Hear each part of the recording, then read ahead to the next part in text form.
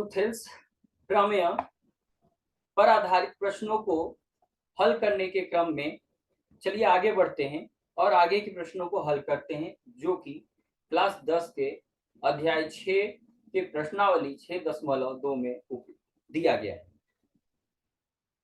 आगे हम जो भी प्रश्न हमें मिलेगा हम उसमें थेल्स प्रमेय का प्रयोग करेंगे, जिसे आधारभूत समानुपातिकता प्रमेय भी कहते हैं। थेल्स प्रमेय को संक्षेप में देख लें। किसी बीसी एक त्रिभुज है और इस त्रिभुज में बीसी भुजा के समानांतर एक रेखा डीई लिया, जो ए बी को डी पर और एसी को ई पर काट रही है। तो डीई जो है भुजा वह समानांतर है बीसी की। तो यह प्रमेय हमें यह बताने में मदद करता है कि यह जो रेखा समानांतर है तीसरी भुजा बीसी के, तो ए बी को जो दो टुकड़ों में बांट रहा है, ए डी और डी बी, इनका अनुपात ले लें और एसी का अनुपात बराबर।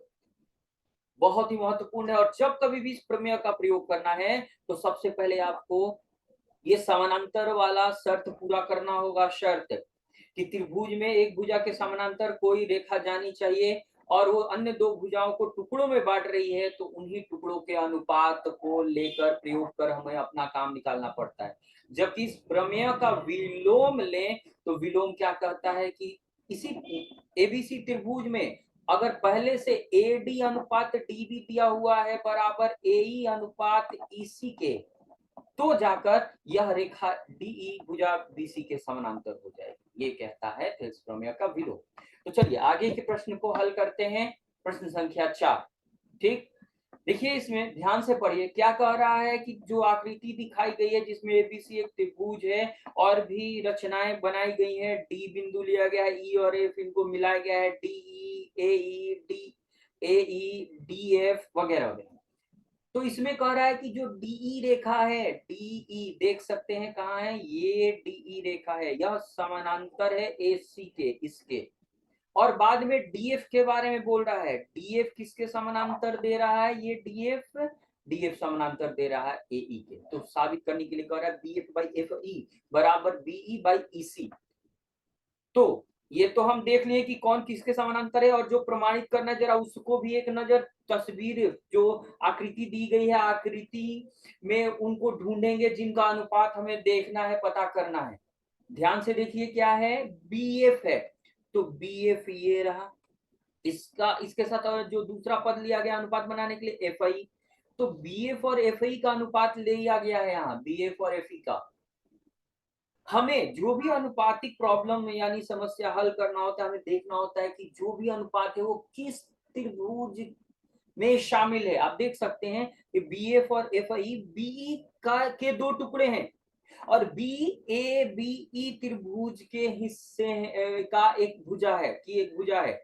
ध्यान से देखिए, बी एफ और एफ आई जो है वह पूरा बीई भुजा के दो टुकड़े हैं, ये और ये पूरा भुजा बीई के दो टुकड़े हैं, और यह एबीसी त्रिभुज का की एक भुजा है। इसी तरह से दूसरा अनुपात बी बाई ईसी है। ऐसे ही एनालिसिस कीजिए बाबू, विश्लेषण कीजिए, आराम से क्वेश्चन प्रश्न का जवाब मिलेगा आपको, एकदम ढंग से मिलेगा, समझ में भी आएगा। जो प्रूव करना है पहले उसे समझ तो लीजिए, वो है कहाँ, हमें किन किन त्रिभुजों का प्रयोग करना है और वहां थेल्स प्रमेय का प्रयोग करना है। तो यहाँ बी बटे ईसी है, देखिए कहाँ है, बीई ये है और इसी ये है, ये बीसी भुजा के दो टुकड़े हैं, बीसी भुजा, बी और ईसी बीसी। ध्यान से देखिए जो हम बोल रहे हैं, तस्वीर में नजर दौड़ाइए, बीई यहां से यहां तक है और इसी यहां से यहां तक, यह बीसी के दो टुकड़े हैं और यह ए बी सी बड़े त्रिभुज में उपलब्ध है। तो हमें पता चल चुका है कि हमें किन किन त्रिभुजों का प्रयोग करना है।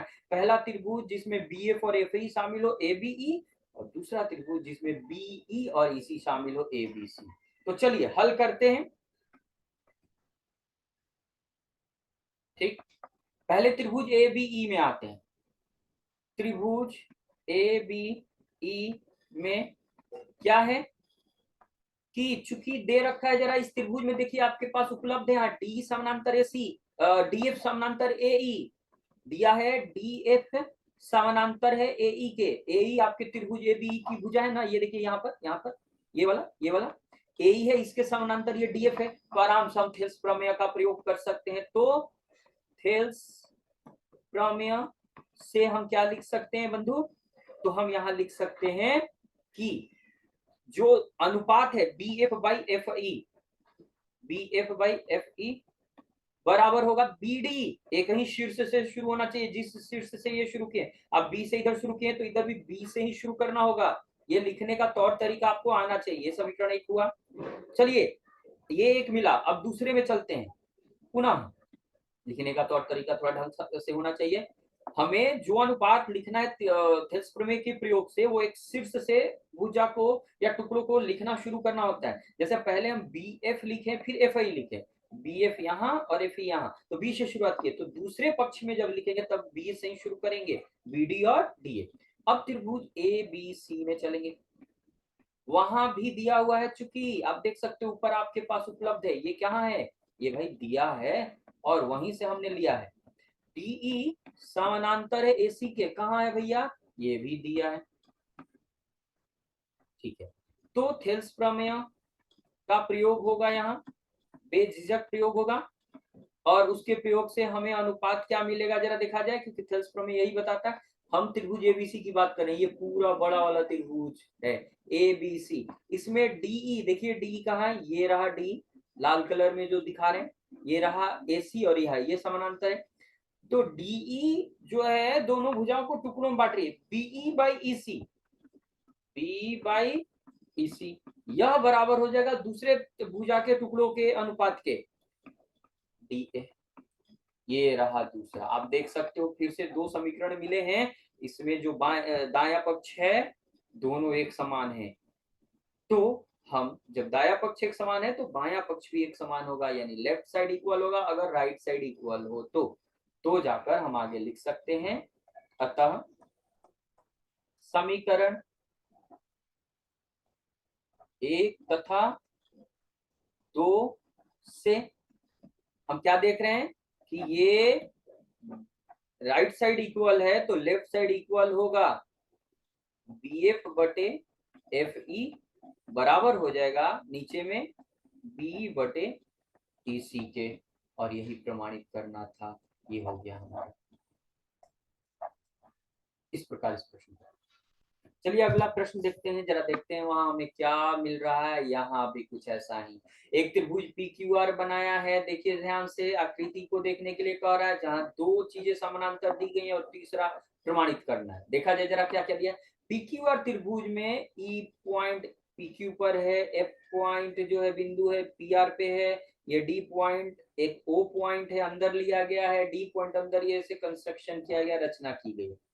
देखिए जरा क्या क्या दिया है, डीई, डी कहाँ है बंधु, ये रहा डीई, किसके समानांतर है, ओ क्यू के, बढ़िया। तो इस यह दोनों जो रेखाखंड है यह पी ओ क्यू त्रिभुज में है, तो थेल्स प्रमेय का प्रयोग इस त्रिभुज में हम कर सकते हैं। किसी भी त्रिभुज में अगर ये समानांतर वाली स्थिति पैदा होती है, बनती है, थेल्स प्रमेय हमारी मदद करेगा भाई, थेल्स प्रमेय जिंदाबाद, है ना। अभी देखो डीएफ और क्यू आर दे रहा है, डीएफ का है, यहाँ देखो ध्यान से, ये रहा डीएफ और ये रहा क्यू ओ आर है, और ये दोनों रेखाखंड पी ओ आर त्रिभुज में है शामिल, तो यहाँ भी थेल्स प्रमेय लागू है, इनका प्रयोग कीजिए। और आपको साबित करना है ईएफ, ईएफ कहाँ है, ये रहा ईएफ समानांतर है क्यू आर के, बिल्कुल हो जाएगा। आप पहले इन दो त्रिभुजों को लेकर चलिए जहां पर ये हमें कुछ अनुपात मिलेंगे। चलिए पहले त्रिभुज पी ओ क्यू में चलते हैं, चूंकि दे रखा है कि ई डीई दे रखा है, डीई समानांतर है ओ क्यू के, कहां से भैया, तो दिया है भाई ऊपर देख ले प्रश्न में, तो थेल्स प्रमेय का प्रयोग करेंगे। थेल्स प्रमेय से, थेल्स प्रमेय से हमें क्या मिल रहा है, तो देखिए डीई ये है और ओ क्यू ये है, तो ये डी जो है पी क्यू और ओ क्यू पीओ को दो टुकड़ों में बांटेगा, उनका अनुपात लीजिए, तो पीई बटे ई क्यू अनुपात बराबर हो जाएगा पीडी बटे डीओ के। ये समीकरण एक मिला। इसी प्रकार हम जैसे पीछे क्वेश्चन प्रश्न को हल किए, यहाँ भी वैसा ही कुछ है, तो पुनः क्या है, दूसरे त्रिभुज पी ओ आर में जाइए, वहां भी कुछ दे रखा है, चूंकि ऊपर देखिए जरा डी एफ समानांतर दिया है ओ आर के, कहा है, दिया है बंधु, देख सकते हैं आप, ठीक। तो जाकर थेल्स प्रमेय की मदद लीजिए, और वो तो खड़ा है ही मदद करने के लिए। क्या ये भैया, हम तो यहाँ खड़े हैं। चलिए, थेल्स प्रमेय के प्रयोग से क्या है भाई, आप देख सकते हैं कि यहाँ पर आ जाएगा पी एफ, जो त्रिभुज पी ओ आर है उसके दो भुजाओं में जो जो टुकड़े हैं उनका अनुपात पी एफ एफ आर बराबर हो जाएगा पी डी और डी ओ। देखिए जरा ये दूसरा समीकरण, और दोनों समीकरणों का राइट साइड देखिए बंधु, बराबर है, तो लेफ्ट साइड भी बराबर होगा। सॉरी, क्या है, अतः समीकरण एक तथा दो से क्या हम पा रहे हैं भैया कि अगर राइट साइड बराबर है तो लेफ्ट साइड भी बराबर हो जाएंगे। पीई बटे में ई क्यू बराबर हो जाएगा पी एफ बटे में एफ आर। मजे की बात है, इस प्रश्न में थेल्स प्रमेय और उसके विलोम दोनों का प्रयोग है भाई। अब देखिए, हमें जो साबित करना है वो थेल्स प्रमेय के विलोम से होगा, क्योंकि समानांतर साबित करना है, और समानांतर साबित थेल्स प्रमेय के विलोम में है वहां। ये देखिए, ये तीसरा मान लीजिए, ठीक है। अब क्या कीजिए, त्रिभुज पी क्यू आर बड़े त्रिभुज में लीजिए, जिसमें ये साबित करना है कि ई एफ यहाँ है, ई एफ क्यू आर के समानांतर है, यहाँ पर ई एफ क्यू आर के समानांतर है। तो वो बड़े त्रिभुज के दोनों क्यू आर भुजा है बड़े त्रिभुज में, और ई एफ इसके दो भुजाओं को काट रही है, और उसका अनुपात बराबर देखिए यहाँ। अब त्रिभुज इतना में, चूंकि यहाँ देखिए पीई बटे ई क्यू बराबर है पी एफ बटे एफ आर के, कहा से भैया, ऊपर तीन से, ऊपर तीन से ऊपर देख लो। तो थेल्स प्रमेय का विलोम, तो थेल्स प्रमेय के विलोम से विलोम लिया जाए भैया, क्या कहता है कि अगर भुजाएं अनुपातिक को समानुपातिक को, तो रेखा तीसरी भुजा के समानांतर यानी ई एफ जो है वो समानांतर हो जाएगी क्यू आर, और यही तो साबित करना था। तो इधर के हिस्सों में हमने थेल्स प्रमेय का प्रयोग किया, और इधर थेल्स प्रमेय के विलोम का प्रयोग किया। तो जब जैसा तब तैसा, अगर समानांतर दिया है तो अनुपात प्रूफ हम प्रूफ कर सकते, प्रमाणित कर सकते, और अनुपात दिया है तो समानांतर प्रमाणित कर सकते हैं। यही बात ध्यान देनी होती है। चलिए ठीक है, आगे प्रश्न फिर से ऐसा ही है हमारा, प्रश्न संख्या 6। यहाँ भी आप देखिए त्रिभुज में बहुत सारा कंस्ट्रक्शन दिया, दो दो त्रिभुज, बहुत सारे त्रिभुज भी हैं उसमें। देखिए OP O Q O R, OP यहाँ है, ओ क्यू और ओ आर, ये तीन जो रेखाखंड हैं, पर ए बी सी तीन बिंदु है, आप देख सकते हैं, यहाँ ए है, यहाँ बी है, और ए सी यहाँ है, और इस प्रकार है कि ये समानांतर है, तो ये समानांतर होगा, ये प्रूव कीजिए। यानी ये भी समानांतर पी क्यू है, एसी समानांतर पी आर है, तो साबित करना बीसी समानांतर क्यू है। जरा देखा तो जाए, कहाँ है ए बी समानांतर, ए बी ये रहा, है ना, ए बी आपका कहाँ है भैया, ये रहा, और समानांतर है पी क्यू के, ये दिया है। ए सी समानांतर है पी आर के, ये दिया हुआ है, तो साबित करना है बीसी समानांतर होगा क्यू आर के, ये, और ये भी ठीक वैसे ही प्रमाणित करेंगे जैसा कि अभी ठीक पहले वाला प्रश्न हमने हल किया है। समानांतर दिया है तो अनुपात लेंगे थेल्स प्रमेय के प्रयोग से, और समानांतर यहाँ साबित करना है तो थेल्स प्रमेय का विलोम, एकदम बिल्कुल वैसे ही। ये समानांतर दे दिया है तो थेल्स प्रमेय का प्रयोग करेंगे जहां भुजाएं आनुपातिक मिलेंगी, और ये समानांतर प्रमाणित करना है तो यहाँ भुजाएं आनुपातिक पता करना होगा, और तब अपना काम करना होगा। चलिए आगे बढ़ा जाए, हल करते हैं।